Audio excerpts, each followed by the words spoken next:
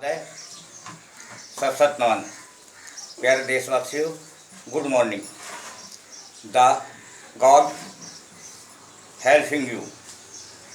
आज इस संक्रामक कोरोना बीमारी को भगाने के लिए, इससे निपटने के लिए हम और आप निरंतर प्रयास कर रहे हैं।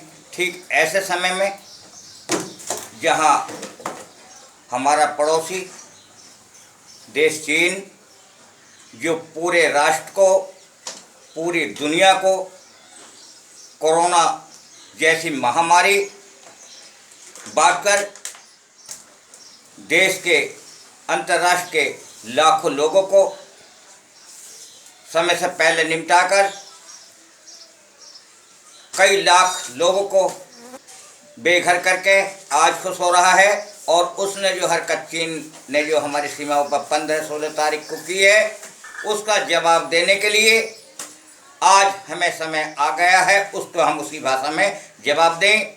माननीय रक्षा मंत्री, माननीय प्रधानमंत्री, माननीय हमारे थल सेना, जल सेना, वायु सेना के प्रमुखों को सतर्क कर दिया गया है। और अब उसको, जहां हम उसके निर्मित सामान का बहिष्कार करें, उसको उसी की भाषा में जवाब दें।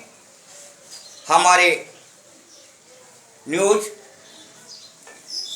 ये संवाददाता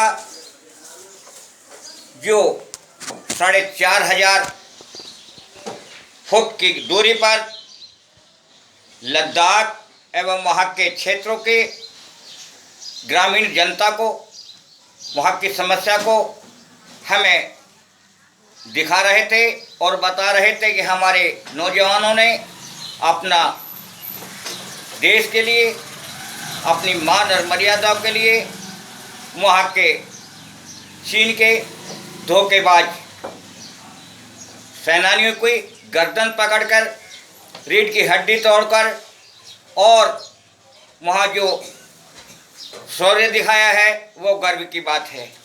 क्योंकि बता रहे थे कि भूल हम सबकी है, न जाने कब कब की है, भुगतना पड़ा है परिणाम।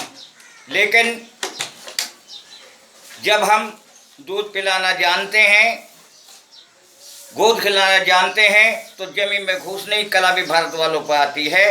क्योंकि अपनी धरती, अपनी संस्कृति, अपनेपन का धाम है।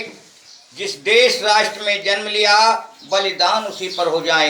आज देश का बच्चा बच्चा, आज पूरा विश्व इस घटना की निंदा कर रहा है और निंदा करनी चाहिए। क्योंकि सितम का हद से बढ़ जाना तवाई की निशानी है।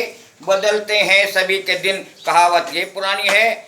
मैं श्रीमान संवाददाता न्यूज सुधीर चौधरी जी को, भाई जयप्रकाश शर्मा जी को तथा अपने अनेक उन पत्रकार बंधुओं को जो सीमा पर लद्दाख से लेकर पूरी सीमाओं का निरीक्षण करके हर पल की घटना हमको दिखाते हैं।